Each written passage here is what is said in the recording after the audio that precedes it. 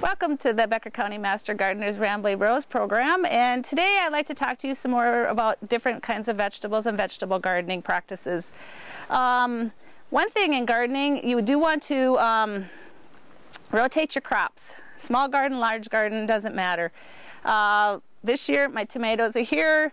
Last year my melons were here. My corn gets rotated, so I keep a map of my garden. I've gardened for over 30 years, and so you kind of know what works and doesn't work. And with tomato, so that's on crop rotation. Tomatoes, some people cage them. I have 25 tomatoes or more a year. Caging is kind of hard, so I do the mulching. And mulching helps with weed control. It helps hold the moisture in the ground. I've read that it can hold moisture from 30 to 50% more moisture is held by having mulch. You can mulch with hay or straw, and what is recommended is clean hay or straw, meaning that doesn't mean you have to put it through the washing machine, but it is, so it's more weed free, so there wouldn't be germination of seeds. So anyway, I chose hay. We're on a farm, and so we had some older hay, and I know the germination of the seeds should be gone by now.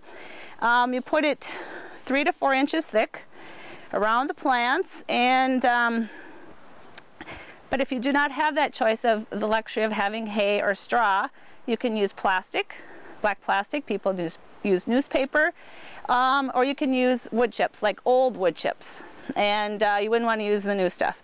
But that kind of stuff would have to be taken off the garden again after you're done mulching with it and using it.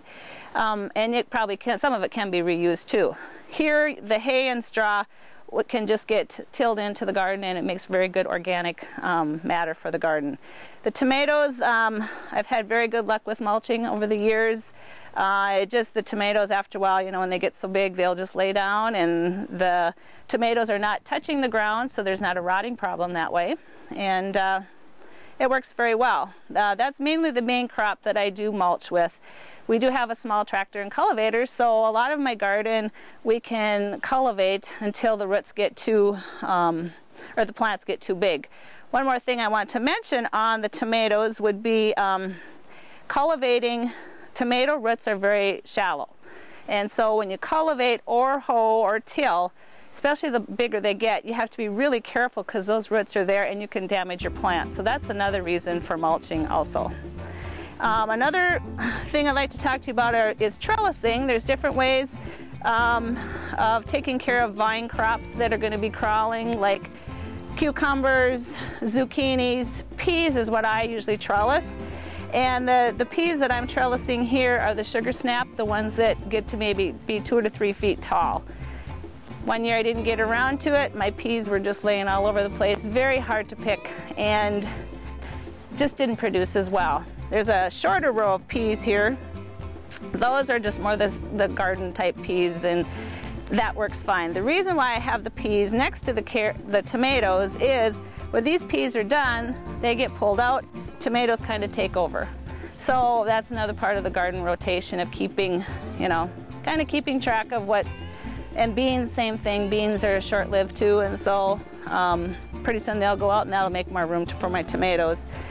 This trellis, you can make trellises with plastic, wood. I heard someone was using some old gates for either on their tomatoes, and here's just some wire we had and some steel posts that we put in. So be creative, make some fun, and just enjoy your garden. It's a lot of fun. When I walk through my garden, I always usually have a hoe in my hand, so that's when I'm feeling a little lost today. I don't have my hoe, but otherwise I'm always looking for disease, and I'm looking for when my things are flowering and when they're going to be ready, and just enjoy your garden.